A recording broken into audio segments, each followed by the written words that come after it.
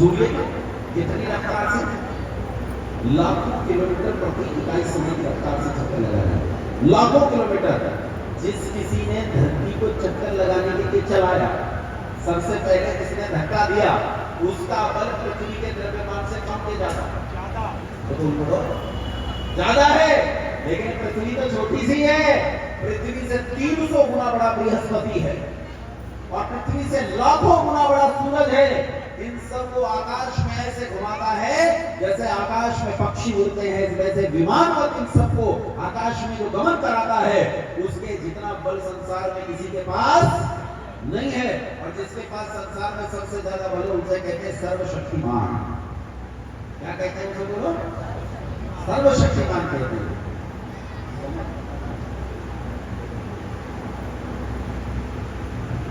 समय हो जाए तो बता देना। समय आने पर व्यक्ति के बारे में बता देना चाहिए ताकि लोग गंगा जल में समय बता सके। भाई तुम्हारा समय हो गया। सर्वशक्तिमान का अर्थ है कि इसके पास संसार में सबसे ज्यादा ताकत है। अरे तुम्हारी छोटी सी बात बताई, पृथ्वी, बृहस्पति, सूर्य पूरा सौरमंडल घुमा रखा है, चक्रबिंदी बना रखा है। सौरमंडल क्या है? ऐसे करोड़ों करोड़ सौरमंडल हमारी आकाशगंगा में है। इस आकाशगंगा की चक्रबिंदी बना रखी है। ऐसी करोड़ों करोड़ आकाशगंगाएं खंड ब्रह्मांड में बिखरी पड़ी हैं।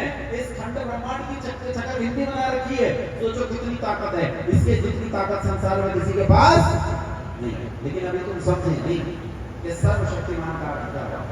मैं बता रहा हूं, सुनो ध्यान से। मुल्ला जी मिले, मैंने पूछा मुल्ला जी खुदा कैसा है? बोले कादिर मुतल्लक है। मैंने कहा ये क्या? बोले सर्वशक्तिमान। मैंने कहा सर्वशक्तिमान है तो क्या क्या कर सकता? खुदा क्या क्या कर सकता है? बोले जो चाहे तो कर सकता है, जो चाहे। मैंने कहा पक्का? बोले पक्का। मैंने कहा अपने जैसे 2000 अल्लाह को बना लेगा? बोले नहीं ये तो नहीं कर सकता। तो फिर तेरी बात गलत है। तूने कहा जो चाहे तो कर सकता है, लेकिन अपने जैसे 2000 अल्लाह नहीं बना सकता है। इसका मतलब बात गलत हो गई। मुल्ला जी बोले लेकिन आप भी तो कहते हो कि ईश्वर सर्वशक्तिमान है, तो आप कहते हो सर्वशक्तिमान है, उसका क्या अर्थ है? हमने कहा सर्वशक्तिमान तो कहते हैं, लेकिन उसका ये अर्थ नहीं है जो तुम कह रहे हो। हमारे सर्वशक्तिमान कहने का अर्थ यह है जिसे अपने काम करने में किसी की सहायता की जरूरत न पड़े, उसे क्या कहते हैं? सर्वशक्तिमान। अपने काम करने में किसी व्यक्ति, पदार्थ, किसी एजेंट, दलाल, पैगंबर की जिसे जरूरत नहीं पड़ती है, उसे क्या कहते हैं? सर्वशक्तिमान। तुम समझे नहीं अभी सर्वशक्तिमान। ध्यान से सुनो मेरी बात है। सांचा दरबार की देर नहीं चल रही, जहां चले वहां दरबार सांचा है। एक एक बात को ध्यान से सुनना।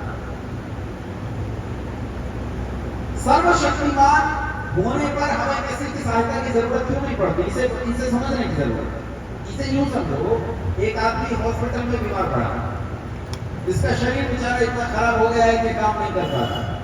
डायलिसिस से इसकी किडनियां चला रही हैं, वेंटिलेटर से इसके फेफड़े चला रहे हैं, मशीनों से इसके शरीर को चलाया जा रहा है। तब इसकी औषधि दी गई। ध्यान से सुना मेरी बात। ये बात अगर तुम्हारी समझ में आ गई तो ईश्वर समझ में आ जाए, और ये फिसल गई तो फिर चक्कर काटते रहोगे बाबाओं के दरबारों में। वो तुम्हारी पर्ची पढ़ पढ़ के बताते रहेंगे, तुम्हारी पर्चियां खुलती रहेंगी, तुम्हारा जीवन बर्बाद होगा। तुम्हें समझ में नहीं आएगा कि पर्ची तुम्हारी खुली है, बाबा की खुली। अरे तो दक्षिणा के 25 करोड़ लेके गया, पर्ची किसकी खुली? तुम्हारी किसकी है? तुमसे 25 करोड़ ले गया, तुम्हारा घर खाली हो गया और कह तुम्हारी पर्ची खोल गया, तुम्हारी तिजोरी खोल गया। लेकिन पर्ची तब खुलती है जब हम अपनी बुद्धि का प्रयोग नहीं करते। अगर हम अपनी बुद्धि का प्रयोग करते तो पर्ची नहीं खुलती है। ध्यान से सुनो मेरी बात। सर्वशक्तिमान का अर्थ क्या है? एक आदमी बीमार है, वेंटिलेटर पर पड़ा है, डायलिसिस पर पड़ा, मशीनों से शरीर को चलाया जा रहा है, लेकिन इसकी औषधि की गई, इसकी सेवा की गई, सेवा की गई, औषधि की गई तो ताकत बढ़ी। ताकत बढ़ी तो एक मशीन हट गई, ताकत और बढ़ी, दूसरी मशीन हट गई, ताकत और बढ़ी, तीसरी मशीन हट गई, ताकत बढ़ती गई और मशीनें हटती गई। इसका मतलब क्या है? जैसे जैसे ताकत बढ़ती है वैसे वैसे साधन की जरूरत घटती है। ताकत और बढ़ी, अब इसे बेड पर लेटे रहने की जरूरत नहीं है, बैठने लगा। ताकत और बढ़ी, व्हील चेयर पर आ गया, अपने आप चलाने लगा व्हील चेयर को। ताकत और बढ़ी, व्हील चेयर की जरूरत नहीं रही, बैसाखियों से चलने लगा। ताकत और बढ़ी, अब बैसाखियों की जरूरत नहीं, दीवार पकड़कर चलने लगा।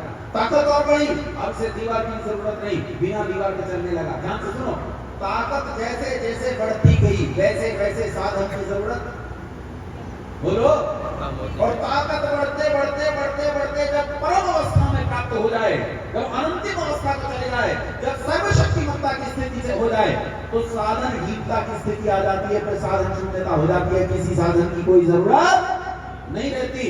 जो सर्वशक्तिमान हो उसे संसार में किसी साधन की कोई जरूरत नहीं है। ध्यान से समझना, ये शरीर क्या है? साधन। शरीर क्या है? साधन। जो सर्वशक्तिमान है उसे शरीर रूपी साधन की भी कोई जरूरत नहीं है, और जिसके पास शरीर नहीं है उसे कहते हैं निराकार। क्या कहते हैं बोलो? सिद्ध हुआ कि नहीं हुआ? कहानी सुनाई कैसे हुआ? सिद्ध हुआ है। कैसा है ईश्वर? निराकार है। ईश्वर का कोई आकार नहीं है, क्योंकि जिसमें सर्वशक्तिमत्ता की स्थिति हो उसे किसी आकार की भी कोई जरूरत नहीं है, उसे किसी साधन की कोई जरूरत नहीं है, किसी अवतार, किसी पैगंबर, किसी दलाल, किसी एजेंट की जरूरत नहीं है। वो बिना किसी साधन के सारे काम संपन्न कर सकता है, इसीलिए उसे क्या कहते हैं बोलो? सर्वशक्तिमान। क्या कहते हैं? आकार नहीं है, इसलिए निराकार कहते हैं। जो निराकार है, जिसका आकार ही नहीं है, उसे रहने के लिए किसी घरौंदे की जरूरत नहीं है।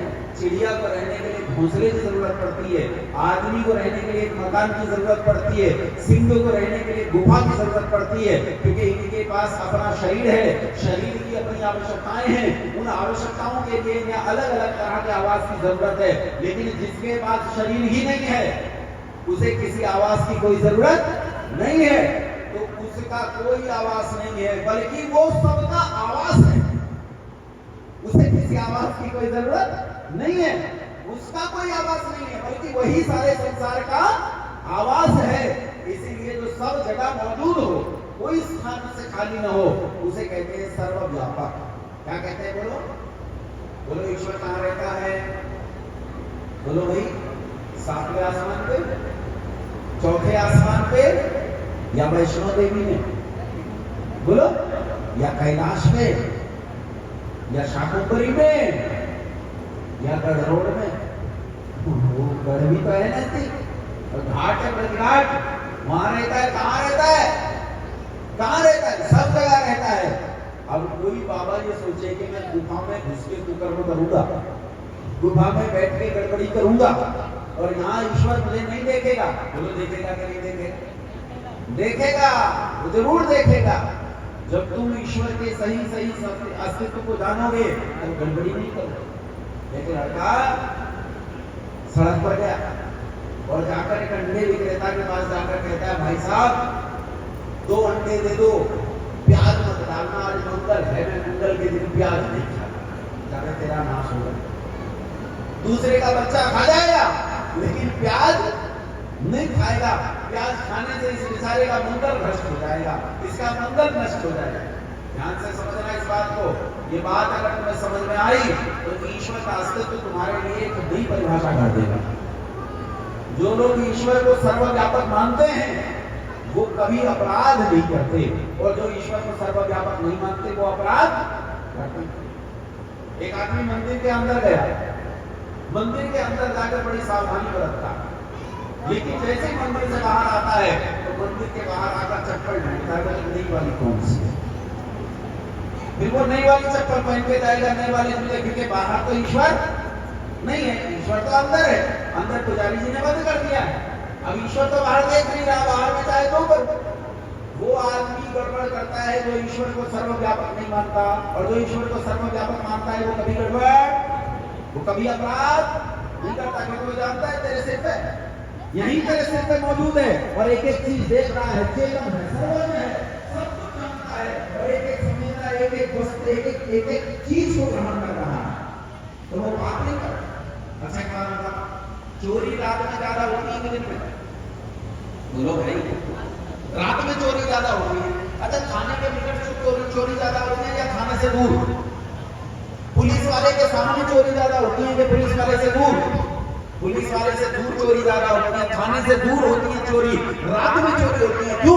क्योंकि लोगों को डर होता है कि प्रकाश में तुझे कोई देख लेगा, उजाले में तुझे चोरी करते हुए कोई देख लेगा, इसलिए वो छिपकर चोरी करता है। जो ये मानता है कि ईश्वर इस मंदिर में रहता है और बाहर नहीं रहता है, उसे बाहर चोरी करने में कोई समस्या नहीं है। लेकिन जो ये मानता है कि जितना ईश्वर मंदिर के भीतर है उतना ही ईश्वर उस जगह है जहां चोरी करने जा रहा हूं, तो बोलो कि चोरी करेगा चोरी? तुमने खूब कहानी सुनी है। एक चोर किसी का घास काटने गया, अपने पुत्र को साथ ले गया, 10 वर्ष के पुत्र को। घास काटता, बार बार पलट कर पुत्र से पूछता, कोई देख तो नहीं रहा, कोई देख तो नहीं रहा। बालक किसी आर्य समाज के सत्संग में 2 दिन पहले बैठ कर आया था। यकायक बोला, पिताजी देख रहा, कोई हमें देख रहा। पिताजी ने कहा, कौन देख रहा, कहां से देख रहा, किस जगह से देख रहा है? बोले, जिस दराती से तुम घास चोरी कर रहे हो उस दराती में से देख रहा है, जिस घास को काट रहे हो उस घास में से देख रहा, जहां काटा जा रहा है उस धार पर बैठकर देख रहा है, जिस मिट्टी जिस जमीन पर बैठे हो वहां से देख रहा है। तुम्हारी अपनी आंखों से देख रहा है, मेरी आंखों से देख रहा है, चारों ओर फैले सामने से देख रहा है। कोई जगह खाली नहीं है जहां से वो तुम्हें नहीं देख रहा है। जब व्यक्ति ईश्वर की सर्वव्यापक सत्ता को स्वीकार करता है तो वो चोरी और अपराध नहीं करता। लेकिन जब वो ये मानता है ईश्वर एकदेशी है, वो किसी मकान मंदिर मस्जिद में रहता है, सातवें चौथे आसमान पे रहता है, वो किसी पर्वत पे रहता है, बात नहीं आता। दुनिया में भ्रष्टाचार इसीलिए है क्योंकि लोग ईश्वर को सर्वव्यापक नहीं मानते। मुसलमान क्या मानते, कहा रहता है अल्लाह, सातवें आसमान, कहां रहता है, सातवें चौथे आसमान पर। और अपने वालों का वैष्णो देवी में, क्षीर सागर में, कैलाश पर्वत पे, और पता नहीं कहा था अपने भी बना रखे, मंदिरों से भी खेत नहीं बना तो खेत में बना रखे है ना। चार करके सफेदी करते हैं, होली दिवाली को जितने तो भी तो करते हो, करते हो कि नहीं करते, तो वो अपने अपने बना रखे हैं। अब तुम्हें लगता है जहां वो है वहां तो गड़बड़ नहीं करनी चाहिए, लेकिन जहां वो नहीं है वहां गड़बड़ करने में कोई समस्या नहीं है। बस ये ईश्वर की सर्वव्यापक सत्ता को स्वीकार नहीं करने की हानि है। एक छिछले स्तर का आस्तिक भी नास्तिक से अच्छा होता है, क्योंकि आस्तिक ये मानता है कि ईश्वर तुझे कहीं से देख रहा, इसलिए वो चोरी करने से रुकता। इसलिए आस्तिकता समाज में अच्छी प्रवृत्तियों को जन्म देती है और नास्तिकता समाज में दंगा, राष्ट्रद्रोह, बलवा, चोरी, डकैती, बलात्कार इन सब को जन्म देती है। क्योंकि नास्तिक ये मानता है तेरे सिर पर कोई शासन नहीं है और आस्तिक ये मानता है कि तेरे सिर पर कोई ना कोई शासन है। इतनी बातें बताई मैंने ईश्वर से संबंध, बोलो बताओ ईश्वर है कि नहीं है? है। इस सारी व्यवस्था का क्या है? वो व्यवस्थापक। कैसा है? व्यवस्थापक है। सारी रचना का क्या है? रचनाकार है। मैंने बताया सबसे ज्यादा बुद्धिमान है। कैसा है? सर्वोच्च है। कैसा है? सर्वोच्च। अगर बताओ जड़ है कि चेतन है? बोलो जड़ है कि चेतन है? चेतन है। जड़ जरा सा भी नहीं। तुम जब जड़ में ये बुद्धि रख के मानते हो कि ये ईश्वर है तो समझो तुम ईश्वर से दूर जा रहे हो, और जब मानते हो कि ईश्वर चेतन है तो मानो कि तुम ईश्वर के निकट आ रहे हो। ईश्वर सर्वज्ञ है, चेतन है, सर्वशक्तिमान है, सर्वव्यापक है और निराकार। कैसा है? निराकार है। क्या करता है? क्या करता है ईश्वर? तुमने ईश्वर को कभी काम करते देखा? तुमने देखा ईश्वर कुछ काम कर, तुम्हारी रोटी बना के गया हो, कभी मेहमान जा रहा है आज कोई रोटी में बना, किसी किसान का हल चला के गया हो, भैया तो थक गया थोड़ी देर बैठ चला तेरा हल में चला देता हूं, कोई काम तुम्हारा किया हो? हम जब पढ़ रहे होते थे और माता जी पिताजी पढ़ाते हुए पीटते थे या अध्यापक पढ़ाते हुए पढ़ाते हुए पीटते थे तो भगवान से पढ़ाना बेटा भगवान बिजली बना रहा है, बिजली भाग जाएगी तो पढ़ाई लिखाई का धंधा चौपट हो जाएगा। पहले बिजली उत्तर प्रदेश में आती नहीं, पहले तो ऐसे इसी तरह काम चलता था, 7-8 घंटे 24 घंटे में बिजली आती थी, उसकी किसी तरह काम चला दे तो कहते भगवान बिजली भाग जाए। तो क्या भगवान लाइनमैन है कि बिजली भगा दे? क्या करता है भगवान? हम कहते हैं भगवान मेरा बच्चा बीमार हो गया रक्षा कर, इसे ठीक कर दे, तो क्या भगवान डॉक्टर है कि तुम्हारे बच्चे को पैरासिटामोल देकर जाए? तो बिहार गया, बिहार से वापस लौट रहा था, मधुबनी जिला है वहां से वापस लौट रहा था और एक ट्रेन में बैठा हुआ, तो मैं ट्रेन में से नीचे उतरा, धोती बांध रखी थी, धोती कुर्ता पहन रखा, लंबी चोटी पकड़ ली थी, उस क्षेत्र में पंडित जी को ठाकुर जी बोले। तो जैसे मैं नीचे उतरा लघु शंका के लिए गया, तो एक युवती, उसकी गोद में बच्चा था, उसी का बच्चा था, और एक बूढ़ी माँ, वो दोनों दौड़कर मेरे पास आई और उन्होंने दोनों ने मेरे पैर छू दिए। हमारे यहाँ तो कन्या पैर नहीं छूती है, हमारे यहाँ विपरीत, इसके आपको नहीं करना होगा पैर छूती, यही तो हो रहा होता है। उनके यहाँ कन्या नहीं पैर छू लेती, वहाँ अलग प्रकार की परंपरा। उन्होंने पैर छुए तो बेटा क्या है, क्या कर रहे हैं, ऐसा क्यों करके मुझे क्यों पाप चढ़ा रहे। तो वो आई, वो बोली ठाकुर जी हमारे बच्चे के सिर पर हाथ रख दो। मुझे क्यों रख दूं? तो बोले इसे बहुत तेज बुखार है और हमारे पास कोई दवाई नहीं है, आप इसके सिर पर हाथ रख दो। तो मेरे हाथ में पैरासिटामोल कि मैं हाथ रख दूंगा और बच्चा ठीक हो जाएगा। बच्चा तो चिकित्सा से ही ठीक होगा। उन्होंने कहा ना आप बच्चे के सिर पर हाथ रख। मेरे साथ एक आचार्य थे, उन्होंने कहा आचार्य जी आप रख दो, इस बेचारी के दिल को तसल्ली मिल जाएगी। उन्होंने कहा आचार्य जी ये तो झूठी तसल्ली हो, अगर मैंने हाथ रख दिया तो तसल्ली कैसी होगी, झूठी तसल्ली है, क्योंकि मेरे हाथ रखने से ये ठीक होने वाला नहीं है। तो ईश्वर क्या करता है, क्या वो ऐसा ही है जैसा मैं वहां चिकित्सक का मुझे पता नहीं क्या कैसी बीमारी है, क्या वो मेरे हाथ धरने से क्या बच्चा ठीक हो जाएगा, क्या हम ऐसी ही प्रार्थनाएं ईश्वर से करते हैं जो बिगड़ता है। हम ईश्वर से प्रार्थना करते हैं भगवान और उसकी भैंस बहुत कोई कोई हो जाए, करते नहीं करते ऐसी प्रार्थना को, भगवान का नाम हो जाए,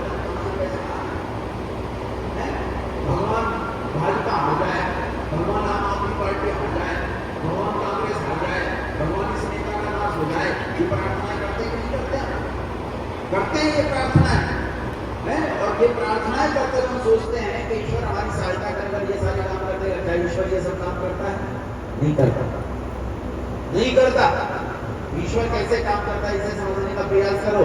ईश्वर वे काम करता है जिन्हें मनुष्य या संसार का कोई प्राणी नहीं कर सकता, उन कामों को ईश्वर करता है। वो कौन से काम होते हैं? तो वो 5 काम। कितने काम है? 5। पहला काम है वो सृष्टि की रचना करता है। पहला काम क्या है? सृष्टि की रचना करता है। दूसरा सृष्टि का पालन करता है। क्या करता है? सृष्टि का।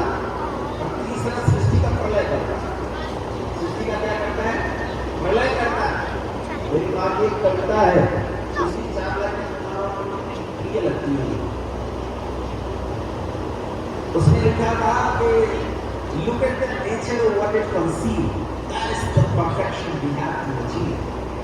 Look at the nature, इस प्रकृति को देखो, प्रकृति क्या कमाल की है। Look at the nature of what it conceived, ये कैसे कंसीव करती है। हम सबको क्या कर रही है? प्रकृति कंसीव कर रही है। जैसे माँ बच्चे को अपने गर्भ में कंसीव करती है, वैसे ही प्रकृति सारी रचना को अपने भीतर कंसीव कर रही है। ईश्वर भी हमें कंसीव करता है, क्या नहीं करता है? सोचो माँ कैसे कंसीव करती है।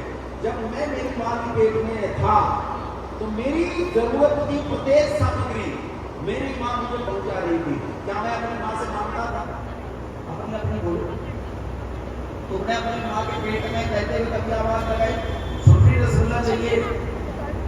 कभी आवाज लगाई? तुमने कहा आज चाट का मन है? तुमने कहा? लेकिन ताज्जुब की बात यह है कि जब तुम्हें जिस चीज की जरूरत होती है माँ का मन उसी चीज के लिए करने लगता है। जब तुम्हें कैल्शियम की जरूरत होती है तो माँ का मन कैल्शियम खाने के लिए करने लगता है।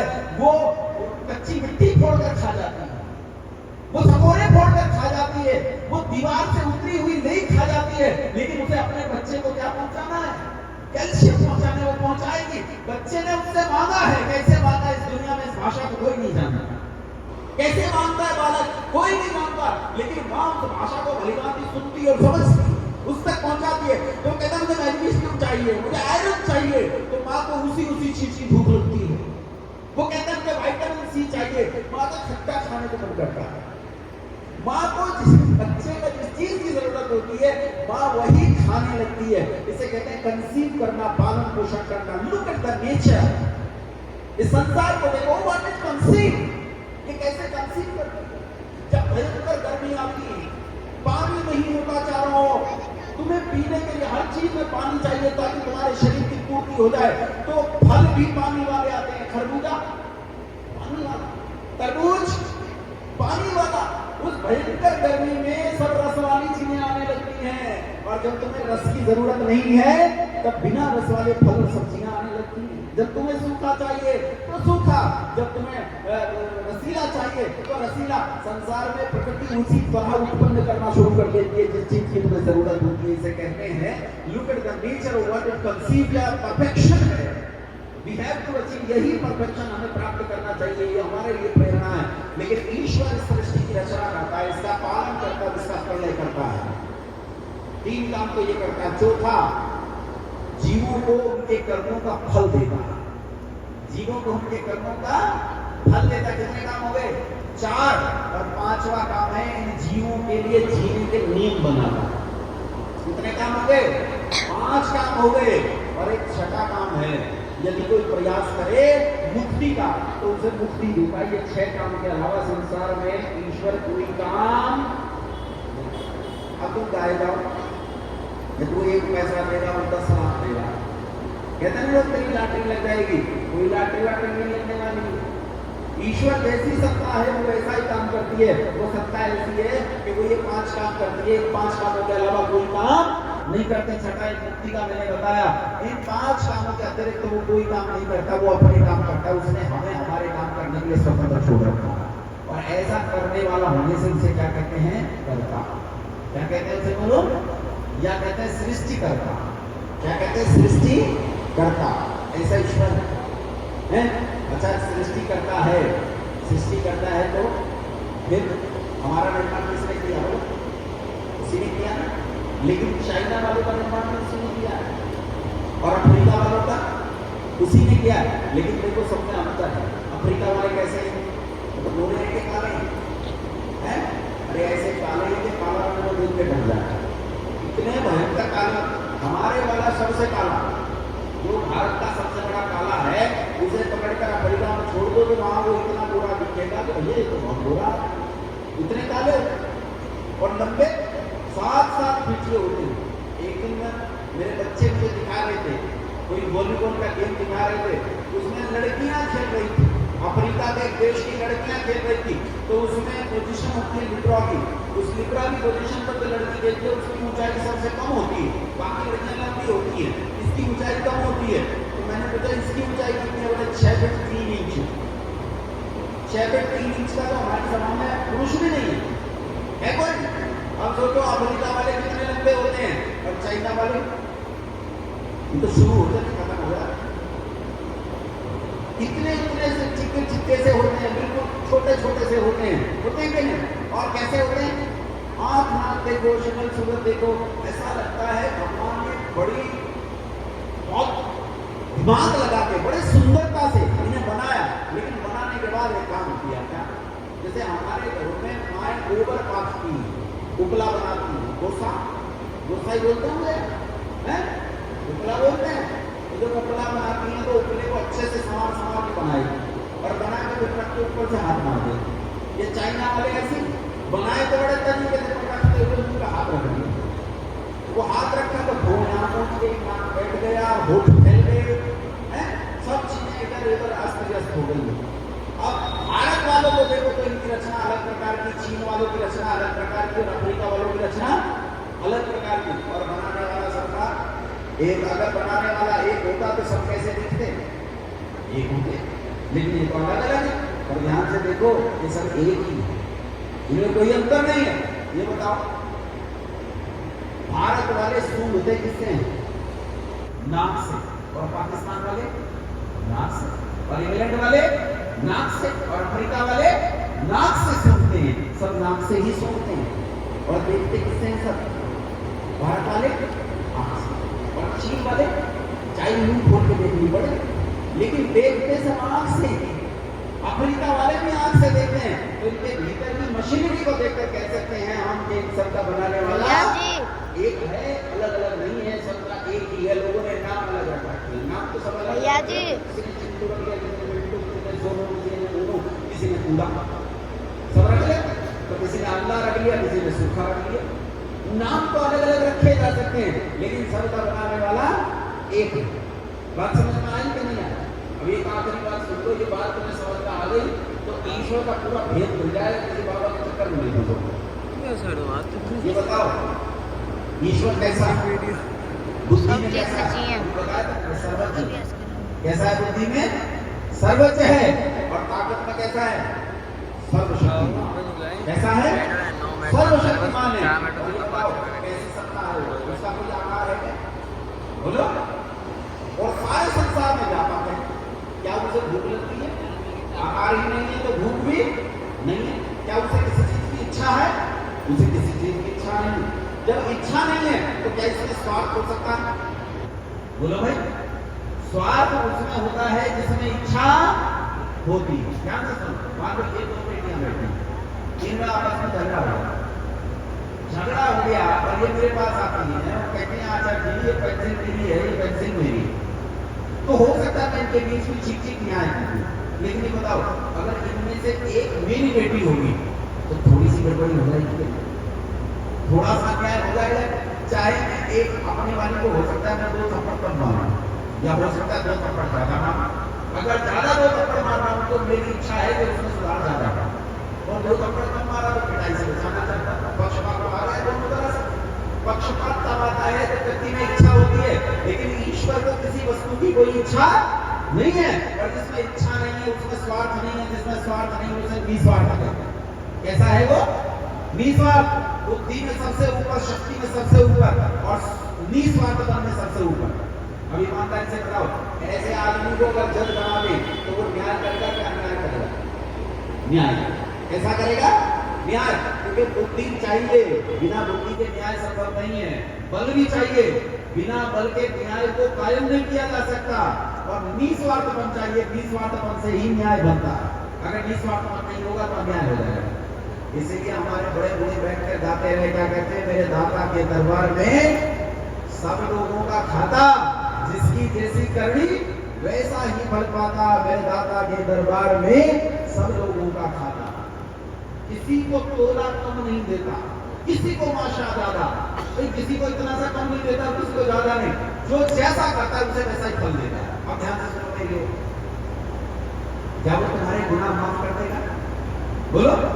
अगर तुम 1600 का बर्तन हो कर देगा माफ। अगर तुम 1.25 रुपए का प्रसाद चढ़ा दो कर देगा माफ। अगर तुम 50,000 का प्रसाद चढ़ा दो, अगर 4 बकरों को बलि काट के उन्हें चढ़ा दो तो माफ कर देगा। किसी सूरत में माफ करने वाला। अच्छा ध्यान से सुनो, न्याय अन्याय को समझो। एक आदमी जज है और जज के दरबार में हत्यारे को लाया गया। हत्यारा जब पहुंचा तो जज की पत्नी ने देखा ये हत्यारा तो मेरा भाई है, तो वो अगर अपने पति से ये कहे कि भैया ये मेरा भाई है इसे छोड़ दो, और जज उसे छोड़ दे तो जज न्यायकारी क्या अन्यायकारी? बोल पढ़ो। न्यायकारी क्या अन्यायकारी? जज हो जाएगा अन्यायकारी अगर वो उसे छोड़ देता। अब सुनो ध्यान से, वही लगनी चाहिए जहां मालूम। मान लो पत्नी ये कहे कि या तो इसे छोड़, नहीं तो ये पकड़ रखा टूटी सोता। समझ गए? बात किसी से बोलो आप, लेकिन मैं इसे नहीं छोड़ेगा तो मैं तेरे साथ रहने वाली नहीं हूं। और जज छोड़ दे तो जज न्यायकारी हुआ क्या? अन्यायकारी। अन्यायकारी। बात समझ में आ गई? अच्छा अगली बात सुनो। मान लो ये हत्यारा जज को 50,000 रुपए की रिश्वत दे दे, तो रिश्वत लेने के बाद अगर जज इसे छोड़ दे तो ये जज कैसा कहलाएगा? अन्यायकारी कहलाएगा। अब आखिरी बात सुनो, इससे ऊपर नहीं जा सकता ना। अगर इस हत्यारे को सच में पश्चाताप हो जाए, इसे पश्चाताप हो जाए कि भाई मैंने जो गलती की वो बहुत बड़ी गलती है और ये ठीक नहीं है, सच्चा पश्चाताप हो, और जज को भी इसके सच्चे पश्चाताप का ठीक पता चल गया कि इसे सच्चा पश्चाताप हो, और इसके सच्चे पश्चाताप को देखकर जज ने इसे माफ कर दिया, तो जिसकी हत्या हुई है उसके साथ न्याय हुआ कि अन्याय हुआ? बोलो क्या हुआ? अन्याय हुआ। इसका मतलब है माफी किसी भी सूरत में अन्याय है, अन्याय है, अन्याय है। माफी नहीं मिल सकती। जैसा करोगे वैसा भरोगे, किसी सूरत में बच नहीं सकते। अवश्य भोक्तव्यम कृतम कर्म शुभाशुभम, जरूर भोगने पड़ते हैं किए हुए कर्म, चाहे वो शुभ हो चाहे अशुभ हो। 16 सोमवार का व्रत कर लेना, बालाजी हो आना, सालासर हो आना, 10-20 कावड़ चढ़ा लेना, इससे पापों से मुक्ति मिलने वाली नहीं है। पापों से मुक्ति मिलने का एक ही तरीका है कि तुम पाप न करो। पापों से मुक्ति का क्या तरीका है? कि तुम पाप न करो। पाप करोगे तो भोगना पड़ेगा, क्योंकि सर्वशक्तिमान की सत्ता में बचने वाले नहीं हो। सर्वशक्तिमान अपनी सर्वज्ञ बुद्धि से तुम्हारे सारे कर्मों को देख रहा है और किसी सूरत में तुम्हें माफ करने वाला नहीं। इसलिए बंधुओं, ऐसी किताबें जो तुम्हें ये कहती हैं कि वो तुम्हें पापों से मुक्त करा देगी, ऐसे बाबा, ऐसे मुल्ला, ऐसे लोग जो कहते हैं तुम्हारे गुनाहों को माफ कर दिया जाएगा, ये बोलो ये सच्चे हैं कि झूठे हैं, असली हैं कि पाखंडी है? ये सारे पाखंडी हैं। याद रखना, ईश्वर क्या कहता है? परमपिता परमात्मा कहता है, किया हुआ कर्म व्यक्ति को ऐसे ढूंढ लेता है जैसे हजारों गौओं के बीच में बछड़ा अपनी मां को ढूंढ लेता है। देशी गाय की विशेषता होती है, 1000 देशी गाय खड़ी कर दो, उसके बछड़े को छोड़ो तो अपनी ही मां के नीचे जाकर दूध पीता है, किसी और मां के नीचे नहीं जाता। बात समझ में आ रही है? इसीलिए ईश्वर न्यायकारी है। कैसा ईश्वर? न्यायकारी है, और उसका यह न्याय पूरे संसार पर एक जैसा बरसता है, ये उसकी दया है। ये क्या है? उसकी दया। बात समझ में आई? ईश्वर कैसा है, कैसा नहीं? खाना बोलो, समझ में आया ईश्वर? और ऐसे ईश्वर की करनी चाहिए उपासना। क्या करनी चाहिए? ईश्वर की उपासना करनी चाहिए। ईश्वर की जो उपासना नहीं करता वो नास्तिक है, लेकिन उपासना तो वो करेगा जो पहले ईश्वर को मानेगा, ईश्वर को जानेगा। जो ईश्वर को मानता और जानता नहीं है वो ईश्वर की उपासना नहीं करता। इसलिए बंधुओं, ईश्वर की उपासना करनी चाहिए। जो ईश्वर की पूजा और ईश्वर की उपासना नहीं करते वो नास्तिक संसार में ईश्वर के द्वारा दंडित किए जाते हैं।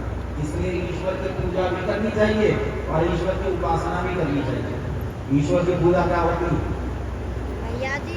करते हो क्या नहीं करते? कौन सी पूजा करते हो? घंटी बजाते हो? वो इतना सारा खाना रखते हैं, समय हो गया क्या? अब 2 मिनट और ले लेंगे, इतना तो छीन लेता हूँ। घंटी बजाते हैं, घंटी कैसे बजाते हैं? तो इतना सारा 56 लोग उसके सामने रखते हैं और 56 लोग में से ये छींटा देंगे, ये जरा सा छींटा मूर्तियाँ रखी हैं सामने, ये छींटा जाता है, फिर घंटी बजाते हैं। घंटी ऐसे होती है, एक घंटी होती है, घंटी के पीछे कटोरी होती है, कटोरी में कटोरी रखती है, उस घंटी को क्यों पकड़ा जाता है? घंटी को हिलाते हैं तो कटोरी के अंदर ऐसे बजाते हैं तो सारा सामान घंटी बजाते हैं। क्या कहते हैं? तेरे सामने बैठ के खाऊंगा तो ठेला लगेगा, ये ठेला नहीं हिला रहा है, बोले भैया तेरे सामने सारा बैठ के खाऊंगा तुम ठेला लगेगा। ऐसी पूजा करते हो? पूजा नहीं होती है। पूजा में 3 चीजें शामिल होती हैं, ईश्वर की स्तुति, प्रार्थना और उपासना। गायत्री मंत्र पढ़ते हो? बोलो गायत्री मंत्र पढ़ते हो?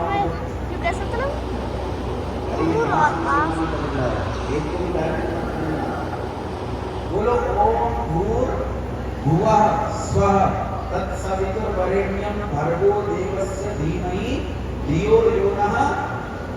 इसके 3 हिस्से हैं। पहला हिस्सा सुनो, ओम भूर्भुवः स्वः, पहला हिस्सा। ये हिस्सा कहलाता है स्तुति। क्या कहलाता है? ये स्तुति कहलाता है। और आखिरी हिस्सा धियो यो नः प्रचोदयात्, ये प्रार्थना है। और बीच का हिस्सा तत्सवितुर्वरेण्यं भर्गो देवस्य धीमहि, ये उपासना। ये 3 काम जो आदमी नहीं करता वो ईश्वर की पूजा नहीं करता है। और ये 3 काम संध्या में किए जाते हैं। अभी मेरी छोटी बहन ने आपके बीच में जो पंच महायज्ञ लगाए, उन 5 महायज्ञों में सुबह और शाम 2 समय संध्या करनी चाहिए। वो संध्या निश्चित रूप से करनी चाहिए। संध्या आजकल मंदिरों में आरती तो नहीं की जाती है, लेकिन इसे शुद्ध रूप में करना शुरू करो। शुद्ध रूप में करोगे तो तुम ठीक से जान जाओगे, शुद्ध नहीं करोगे तो भटक जाओगे, गड़बड़ी पाओगे। आरती गाते हो मंदिर में, ओम जय जगदीश हरे, स्वामी जय जगदीश हरे, भक्त जनों के संकट क्षण में दूर करे, जो ध्यावे फल पावे, कष्ट मिटे दुख जाए, कष्ट मिटे तन का। ऐसा ही है ना? अच्छा, ताज्जुब की बात ये है, अगर ये आरती गाने वालों को पता चल जाए कि ये जो आरती तुम गा रहे हो ये आर्य समाज का भजन था कभी, तो ये आज इस आरती को बंद कर देंगे। ये गड़बड़ हो गई भाई। लेकिन आर्य समाजी का लिखा हुआ भजन है तो पहले आर्य समाजी मंचों से बहुत गाया जाता रहा है। बस इसमें एक पंक्ति उन्होंने अपनी तरफ से जोड़ी, कोई गलत। क्या कहते हैं? मैं मूर्ख छलकामी, ना तो मैं मूर्ख, ना मैं छल, ना मैं कामी, तो काहे को? तो मैं बैठा था, पंडित जी ने कहा मैं मूर्ख छलकामी, मुझे बोले आप नहीं बोले, मैंने कहा बोल दूंगा, बोलो क्या बोलना? बोले बोलो मैं मूर्ख खलकामी। मैंने कहा तू मूर्ख खलकामी।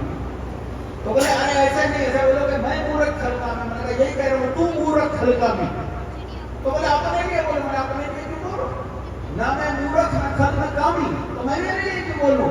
मैं भैया ये बोल सकता हूँ मैं सेवक तो स्वामी, ये तो मैं बोल सकता हूँ।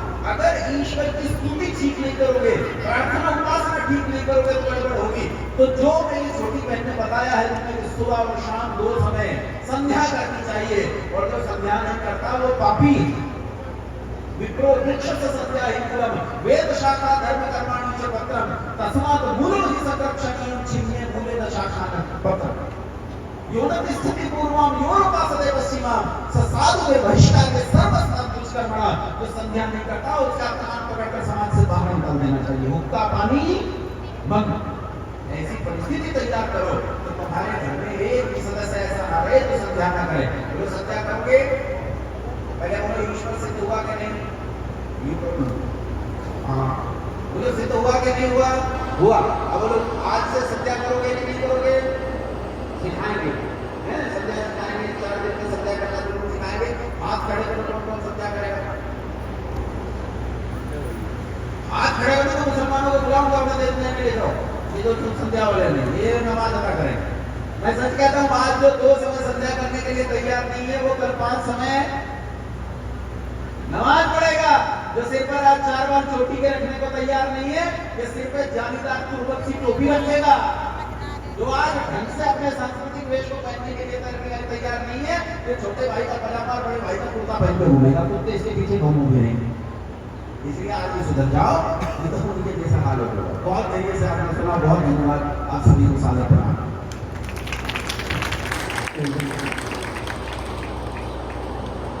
आदरणीय आचार्य जी का बहुत बहुत धन्यवाद। बड़े ही सार भरे शब्दों में हमें उस परम पिता परमात्मा